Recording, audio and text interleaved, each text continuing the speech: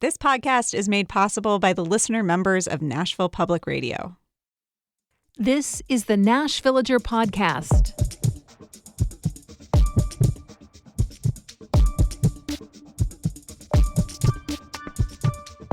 It's January 16th, 2025. On this day in 1883, Congress passed a piece of transformative legislation called the Pendleton Civil Service Act. It meant that for the first time in this nation's history, some government positions were explicitly designated as ones that should be filled solely according to people's skills, not their connections or their political opinions, and without regard to their race, ethnicity, or religious beliefs. At first, the law only applied to about 10% of federal government jobs. By 1980, that civil service designation was given to roughly 90% of positions in federal agencies. I'm Nina Cardona, and this is your daily digest of what's happening around Middle Tennessee from Nashville Public Radio, WPLN News. Government at all levels is a calculated dance between decision makers in elected office whose occupants have to campaign and curry the voters' favor, and people who just have a job doing the thing, whatever the thing of their position might be. Folks in that second group, the ones who aren't in the military, that is, they're what we call civil service employees. Full disclosure, my husband's one of them. He answers people's questions about zoning and permits in the Metro Codes office. And I've got in-laws who work for the federal government in civil service jobs, too. The general concept behind drawing a bright line protecting certain jobs as civil service is that it's appropriate to have a political element to making big decisions, but also that when it comes to carrying out those decisions, things just work best when the people doing tasks at hand are knowledgeable and skilled in those particular tasks, and that the more jobs you fill through political appointments, the more room there is for corruption and graft. Metro Nashville, like many other Tennessee communities, has a civil service commission that is specifically charged with making sure that people in Metro jobs are hired on their merits, not because it would make an elected official happy, and not because it would help the official repay a favor or make good on a bribe. The whole system came about because of a deadly example of what can go wrong when you don't draw that bright line. In the years following the Civil War, government corruption in the United States became more and more common. There was a kind of political jobs economy called the spoils system. Well, actually, that term goes back before the war to Nashvilleian Andrew Jackson's time in office. He entered the White House with promises of sweeping reform. You might even say he pledged to drain the swamp. But Jackson's idea of reform is to get rid of government employees with ties to his political opponents and replace them with his own buddies. There were some really egregious examples of the spoils system during Jackson's administration, but to some extent the impact was blunted by the relatively small size of government agencies in his era. But as the nation grew, and as first war and then Reconstruction really complicated the kind of tasks that agencies were expected to carry out, the sheer size and scope of U.S. government expanded. And with it, the spoils system became even more complex and more corrupt. Up and down the line, people doing that work tended to get federal jobs on the recommendation of the president or members of Congress, or at the state and local levels because a governor, mayor, state lawmaker, or city council member had put in a good word. And folks did all kinds of things to secure those recommendations. It all came to a head when President James Garfield was killed. He'd had a number of squabbles with a power broker who did a lot to negotiate those kinds of recommendations and job placements. In the middle of all this fighting over who would make the call to fill certain prime jobs, a delusional man named Charles Gatteau came to believe that Garfield owed him one of those positions. When he didn't get it, he began stalking the president, ultimately shooting him in a train station waiting room. 80 days later, Garfield died of those wounds.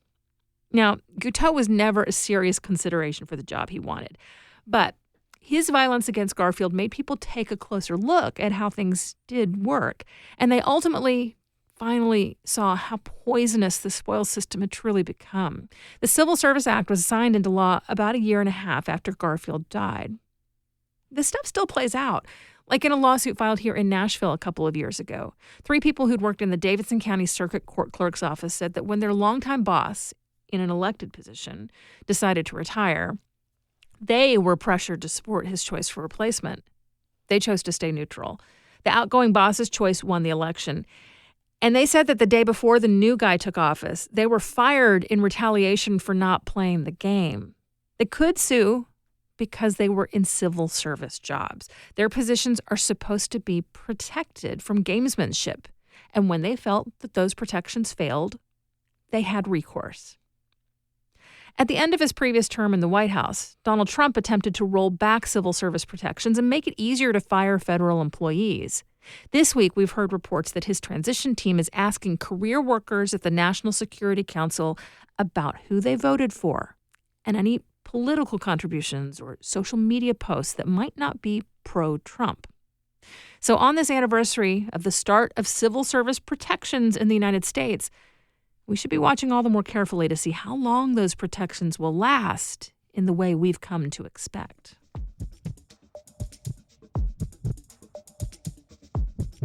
In just a few minutes, an innovative vinyl pressing plant is shutting down.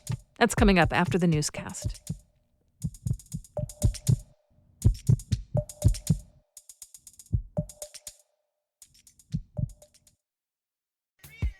Nashville Public Radio is always here to keep you informed, whether it's the latest news or music you should check out.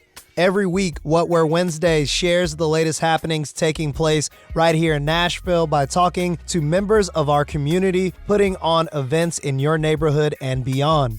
So tune in to What Were Wednesdays every Wednesday, and you can always find events at WNXP.org/events. Here's the latest from WPLN News. The Nashville U.S. Attorney's Office and local law enforcement have arrested a person who threatened a local mosque. No other information has been released at this time.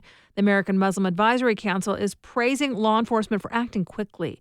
In a statement, it says that, quote, this alarming incident highlights the critical importance of early intervention in preventing acts of violence.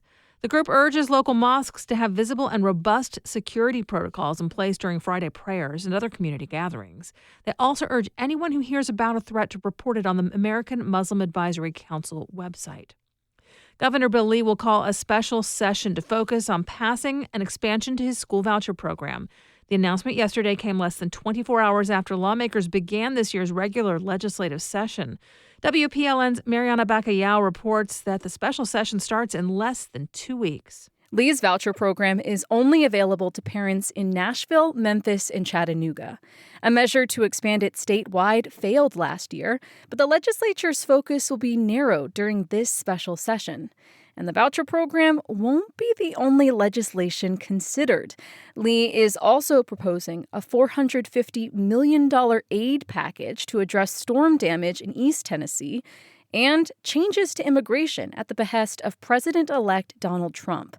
Lee did not release details on what immigration legislation is likely to come out of the special session, but there are already bills filed that would make public school students without citizenship pay tuition and require certain hospitals to report their patients' immigration status. Mariana Bacallao, WPLN News. State Democrats have criticized the governor for prioritizing his school voucher program over disaster aid, which they say should have come much sooner. Tennessee is getting sued over its Supplemental Nutrition Assistance Program, otherwise known as SNAP, food stamps, or EBT. The lawsuit accuses the Department of Human Services of persistent and systematic failures in managing SNAP, which gives low-income families a monthly stipend to help pay for food. Among other things, the lawsuit lays out the personal stories of about a dozen Tennesseans. They were all eligible for the program, but because of administrative errors, they were rejected and then subject to a long appeals process. WPLN's health reporter Catherine Sweeney shares one account detailed in the court case. One woman was named Brandy Tapia. She lives in Nashville with her 2-year-old. It said that she was missing a pay stub, but she had already uploaded it. And the records showed it was uploaded on her portal, on the phone. She uploaded it 3 separate times, which you could see in her file. And then ultimately she was rejected for a missing pay stub. By the time she did get the benefits, which took like getting a lawyer and going through this months-long appeals process, she and her son were evicted by then. The lawsuit is asking the court to force DHS into an improvement plan with an outside watchdog to monitor them. Former Tennessee House Speaker Glenn Cassida and his one-time chief of staff, Cade Cothran, will go on trial this spring for allegedly running a kickback scheme. And now evidence suggests that kickback operation was not their first. State code categorizes most kickbacks to lawmakers as bribery or embezzlement. Either way, it's illegal. The Tennessean reports newly obtained emails and text messages going back to 2014 showed discussions between the two men about using a particular campaign consultant. In another text to someone else, Catherine specifies that he expects $1,500 in compensation from the consultant, and he even specifically calls the payment a, quote, kickback. Those messages suggest Cassida and Cothran later heavily promoted the firm to other Republican leaders. The consulting firm denies paying money to anyone other than making a standard legal referral fee. When you live far away from where a loved one is serving a prison sentence, travel costs can make visits expensive. The Family Reconciliation Center in Nashville is trying to help. The local nonprofit runs a small cottage that offers free accommodation for people who come to visit someone incarcerated here. A clean room, a home-cooked meal, and understanding offers comfort to visitors like Rick Lemieux. He and his wife drive about 5 hours from East Tennessee to see their son. They often stay at the Family Reconciliation Center. These are good people. It makes us feel that we're understood, as a prisoner's family member, that they understand that we're going through something, and we know they're offering us help to at least minimize our effort and our spending. And the feeling of acceptance is what comes to mind. Check out the This Is Nashville podcast feed to hear more about the experience of incarceration on families and the resources available to help. Tennessee Performing Arts Center is expanding its search for a new home beyond the East Bank. Last year, TPAC signed a non-binding memorandum of understanding with Metro, signaling that its new location would be part of the city's East Bank redevelopment. Now the Nashville Business Journal reports that due to extensive delays by Metro, TPAC's board has begun looking at other venue options. TPAC says the process largely stalled out in July, and they're looking to get moving on the $600 million project to avoid further construction escalation costs. The non-binding agreement, which outlines TPAC's intent to lease 3 acres on the East Bank, is still in place, and Metro says negotiations are ongoing. You'll find more news anytime at WPLN.org. Nashville's The Vinyl Lab has closed after nearly 4 years of operation. The vinyl manufacturing plant pressed albums for Dolly Parton, Old Crow Medicine Show, Lucinda Williams, and others. But it couldn't compete in an increasingly cutthroat vinyl industry. WNXP music reporter Justin Barney has more. The Vinyl Lab opened in 2021 in the boom of the pandemic. At the time, demand for vinyl was through the roof, and there weren't enough manufacturers to handle it. So independent outfits like the Vinyl Lab opened all across the country. We got in kind of early. Business was great. We didn't really need to advertise too much. They found us. That's Scott Lee Masters, owner and operator. The Vinyl Lab had a unique vision. They made the vinyl manufacturing process public. They had 2 brand new safe machines and a multi-use bar venue where the public could stand and see a plastic puck get smushed into a vinyl record. And they also invited artists to come in and capture that process. Many did. Old Crow Medicine Show even wrote and performed a song between the Vinyl Lab's 2 presses.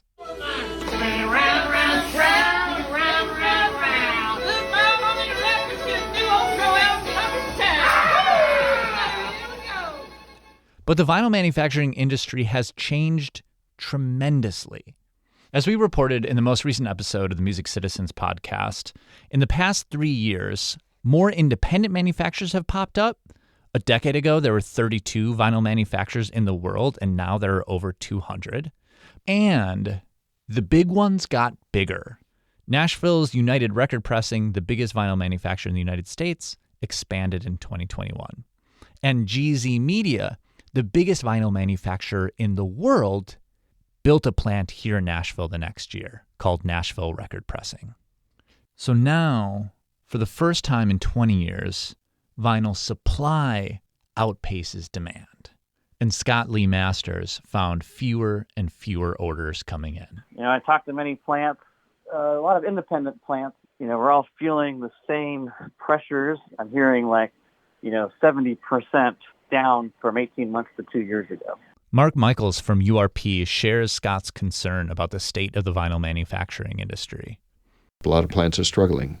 The industry probably won't have 200 manufacturers 10 years from now. It's going to be hard for everybody to survive.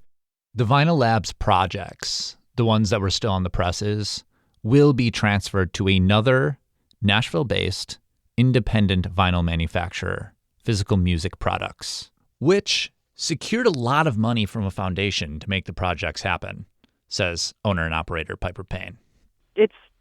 It's almost six figures. It's a lot of money, but PMP is going to put in around the same amount in labor and materials for these 30 or so projects to actually get done and see the light of day. Music City is now down to 3 vinyl manufacturers. You know, I put my heart and soul and savings into the Vinyl Lab, and it's unfortunate, but it's how it goes. From Nashville Public Radio, I'm Justin Barney. We do this roundup of Nashville news every weekday. Please consider subscribing on your favorite podcasting app. Thanks so much to all of you who've left 5 stars, a thumbs up, or a review in your app of choice. That little bit of love really does tell the algorithms that more people should hear about us. And of course, everything at WPLN News is listener supported. You can make a donation at WPLN.org. And that's it for today. Thanks so much for listening. Let's make this day a good one, and we'll catch back up tomorrow.